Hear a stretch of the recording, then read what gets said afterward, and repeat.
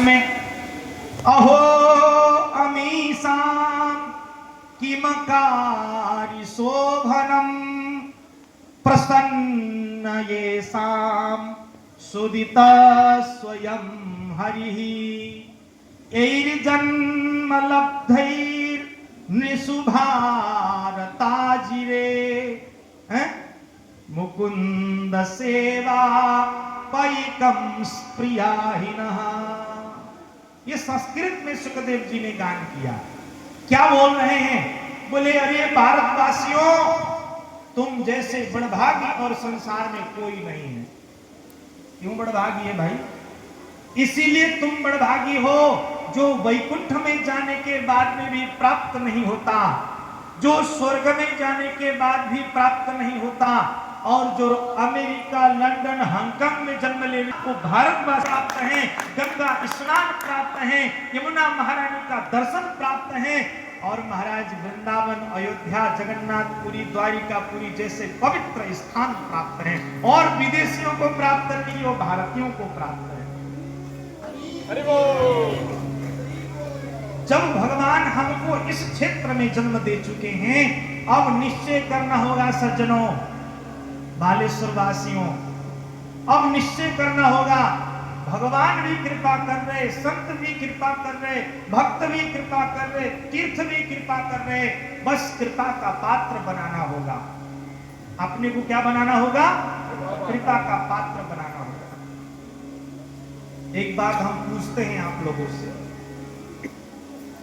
हजारों छिद्र है, हजारों छिद्र है, एक घड़ा है, उसमें हजारों छिद्र हैं। किसी ने आपको कहा कि इस घड़े में आप पानी भर लीजिए, तो हजारों छिद्र वाले घड़े में पानी कैसे भरेंगे आप? उसमें बंद करने के लिए कोई ऑप्शन आपको नहीं दिया गया, केवल कहा गया कि आप इस घड़ा को भर लीजिए। तो कैसे भरेंगे?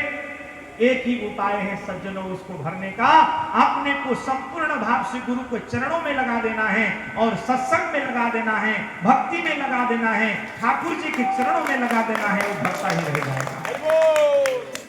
मैं इसीलिए ये सब कह रहा हूं, केवल गोपाष्टमी में गौशाला आने से कोई फायदा नहीं है सज्जनों। गोपाष्टमी कब पड़ता है, तारीख देख करके यहाँ पहुंचने से अच्छा घर में बैठ लीजिएगा, वो सबसे बेटर है।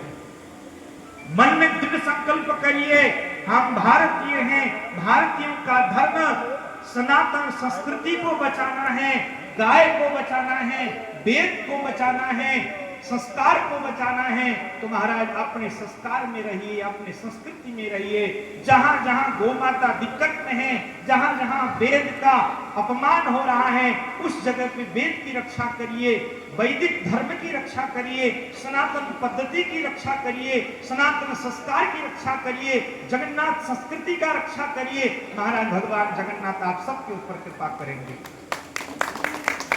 तो केवल आप हम सब लगने से होगा, केवल मां भारती गौशाला के हमारे टुन्ना भाई लगने से ही नहीं होगा अकेला। केवल ये साधु संत महापुरुष चिल्लाते चिल्लाते थक जाएंगे, गला इनका सूख जाएगा, लेकिन आप सब लोग उसको, उस कार्य को नहीं करोगे, कोई लाभ होने वाला नहीं है। इसीलिए सबसे पहले शुरुआत खुद से ही करना होगा, न केवल कहने से कोई आवश्यकता नहीं। आप निश्चय कर लीजिए अपने बुद्धि से, अपने मन में, अपने दिमाग से, अपने विचार से, अपने दृष्टि से, अपने सोच से आज से ही निर्णय कर लीजिए, मैं एक गौ माता की सेवा करूंगा। आप गांव वाले हो तो घर में गौ माता पालिए, ठीक है। शहर में घर है, बाजार में घर है, गौ माता नहीं पाल सकते हैं, जगह नहीं है, तो जो गोमाता की गौशाला आपके घर के समीप में है, वहां पे जाकर के आप रजिस्ट्रेशन कर दीजिए कि मैंने आज दुख की कमाई से मैं एक गौमाता का सेवा जीवन भर करूंगा जब तक श्वास रहेगा, जब गौमाता रक्षा हो पाएगी।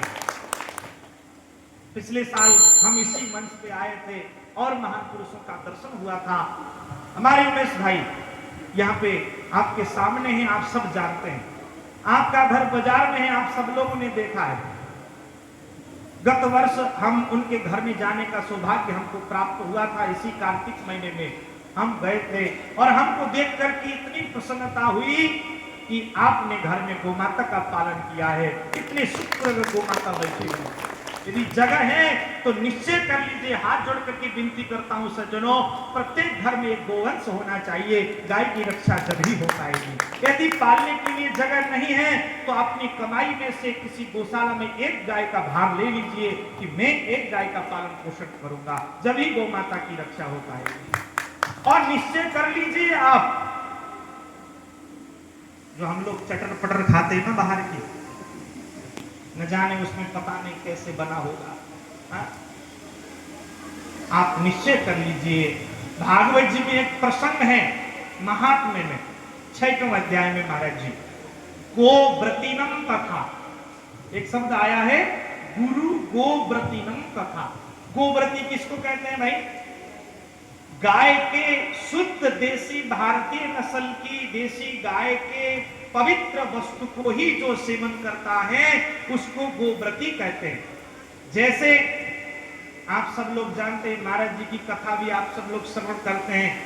अनंत श्री संपन्न समलंकृत अग्रमलुक पीठाधीश्वर जगत गुरु द्वाराचार्य स्वामी श्री राजेंद्र दास देवाचार्य जी महाराज जय हो। आप लोग बड़े भाग्यशाली हैं। महाराज जी नवंबर में आप सबके इस पवित्र भूमि, पवित्र माटी जो बालेश्वर की धरती है, जगन्नाथ भगवान और खीरचुरा गोपीनाथ जी की धरती है, यहाँ पे स्वामी जी महाराज आकर के भक्तमाल कथा की गान करने वाले हैं। सौभाग्य है, अवश्य जाइएगा, महाराज जी का दर्शन कर लीजिएगा और महाराज जी के पवित्र वचनों को श्रवण कर लीजिएगा। जानते हैं संतों के वचन से ही कल्याण है। हम सब लोग क्या चाहते हैं? बाबा टिके आशीर्वाद कर दियो तू, हमें जाऊचू पाखरे जाऊचू और कौन कहूचू जानते ना, तुम मुंडरे हाथ धर दियो तो ठीक है भाई। मुंडरे हाथ धरिले कल्याण होगा नहीं। संत केवल दृष्टि से कल्याण कर देता है, संत केवल वचन से कल्याण कर देता है। आपको छूने से कल्याण होगा ऐसा कहीं नहीं लिखा है। छूने से कल्याण होगा ऐसा कहीं नहीं लिखा है। यदि छूने से कल्याण होता है कोई संत कहता है तो समझ लेना ढोंगी बाबा है। हम तो सीधा बोल देते हैं, छूने से कहां से कल्याण होगा भाई? संत तो दृष्टि से कल्याण कर देता है। जब अंधेरी रात को जब प्रकाशमय बनाने के लिए सूर्य उदित होते हैं तो अंधेरा हट करके प्रकाशित हो जाता है, उजाला हो जाता है। जिस प्रकार से सूर्य प्रकाश देते हैं उसी प्रकार से संत की उपस्थिति से वो भूमि प्रकाशित हो जाती है, प्रकाशमान हो जाती है। इसीलिए आप महाराज जी का सुंदर प्रवचन श्रवण कर लेना। महाराज जी बार बार कहते हैं गाय के विषय में, बार बार कहते हैं गाय के विषय में। महाराज जी के गौ सेवा को देख करके हम सब दंग रह जाते हैं। जड़खोर गोधाम, पथमेड़ा गोधाम, वृंदावन में गौशाला, श्री अग्रपीठ में गौशाला, भारत के विभिन्न प्रांतों में स्वामी जी के आदेश से, स्वामी जी के निर्देश से, महाराज जी के निर्देश से विभिन्न गौशालाओं का निर्माण हुआ है।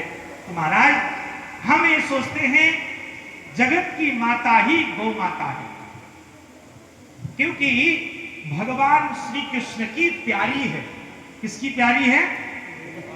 भगवान श्री कृष्ण ने कहा है यदि मेरे को प्रसन्न करना चाहते हो ए भक्तजनों, मैं